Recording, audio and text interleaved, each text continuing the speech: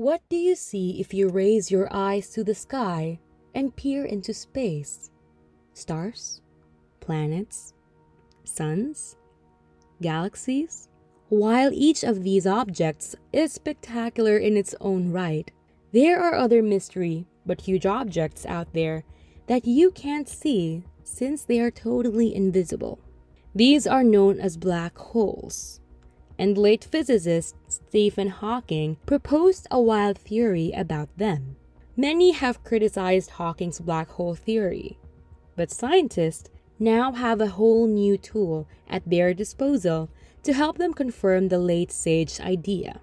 What is Stephen Hawking's black hole hypothesis, and how will the upcoming James Webb Space Telescope aid in its verification? The James Webb Space has arrived in space in one piece due to the tireless efforts of NASA staff and an ever-expanding project budget. The final point is crucial. Before its introduction late last year, the Webb took decades to complete and consumed about $10 billion. This was due to the observation station's complexity and capabilities. When fully operational, however, the Webb will be extremely adaptable, allowing scientists to confirm numerous theories about the universe. One such theory is Stephen Hawking's theory of black holes, which has perplexed great minds. However, before we get into the theory and how Webb will change our knowledge of it, we must first grasp what black holes are and how they form. Black holes are places in space that are so dense that they form deep gravity sinks beyond a particular radius, and this is why you can't see them. However, anything that gets too close to a star, planet, or spaceship, even if it's invisible, will be stretched and squished like putty in a hypothetical process known as spaghettification. Black holes are classified as stellar, intermediate, supermassive, or miniature. But how do black holes come into being? The most well-known method of forming a black hole is by stellar death, or the death of a star.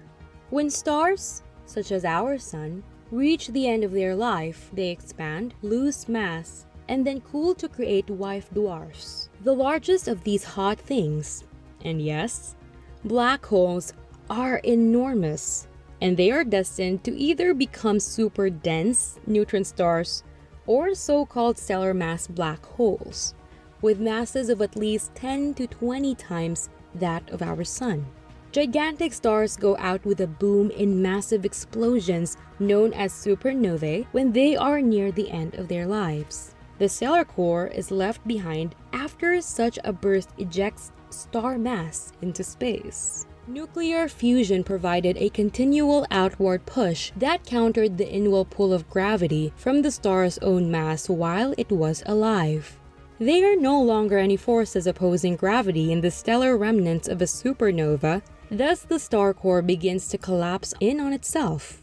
A black hole is formed when an object's mass collapses into an infinitely small point, packing all of that mass, which is several times that of our Sun, into such a small point is what gives black holes their enormous gravitational attraction. Thousands of these star mass black holes could exist in our Milky Way galaxy alone. Scientists believe that supermassive black holes, which can have masses of billions of suns, can be located at the centers of most galaxies. Sagittarius A, the Milky Way's own supermassive black hole, is located at its center. This black hole has a mass of more than 4 million times of our own Sun. The black hole's family's tiniest members are purely speculative. The popular theory is that these little vortices of darkness arose shortly after the universe was created 13.7 billion years ago with the Big Bang, and then quickly vanished. Astronomers also believe that a type of objects, known as intermediate mass black holes, exist in the universe, albeit no concrete evidence for their existence has yet been discovered.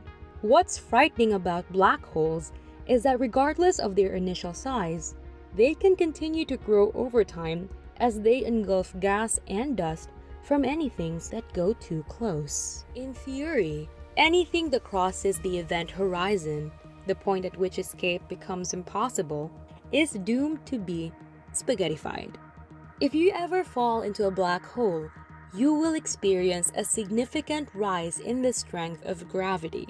How can you discover black holes when you can't see them like you can a faraway galaxy? Only a few clues are used by scientists.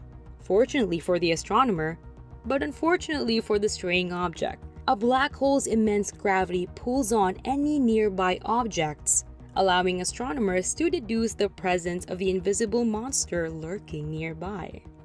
Objects can also circle a black hole, and astronomers can find one by looking for stars that appear to orbit nothing. In the early 2000s, our own black hole, Sagittarius A, was discovered in this manner. Another hint that scientists discovered is that black holes can't keep their mouths shut. As they devour nearby stars, their tremendous gravitational and magnetic forces superheat the infalling gas and dust, causing it to emit radiation observable by our advanced space equipment. In addition, black holes have been known to expel infalling stardust in massive radiation-laden bursts. This leads to Stephen Hawking's well-known black hole theory. What did the eminent physicist have to say about these cosmic monsters? Hawking postulated in the 1970s that dark matter, the invisible component that makes up the vast majority of the matter in the universe, could be made up of black holes generated in the first seconds after the Big Bang. Before the first stars twinkled, pockets of matter might spontaneously achieve the densities required to form black holes, filling the cosmos with them. While Hawking's suggestions that these primordial black holes could be the source of dark matter was intriguing, most astrophysicists were more interested in discovering a new subatomic particle to explain dark matter. To make matters more complicated, theories of primordial black hole development ran into observational issues because if too many developed in the early universe, the picture of the residual radiation, known as a cosmic microwave background, or CMB, would have changed. That meant the idea only worked when the number and size of old black holes were very small, or else it would clash with the CMB's readings.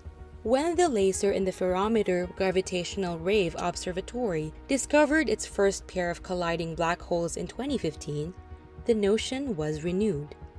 The two black holes were far larger than predicted, and one theory is that they formed in the early cosmos rather than in the dying star's cores. Scientists can test this theory with the Webb because it allows them to piece together the narrative of the first stars and possibly the genesis of dark matter.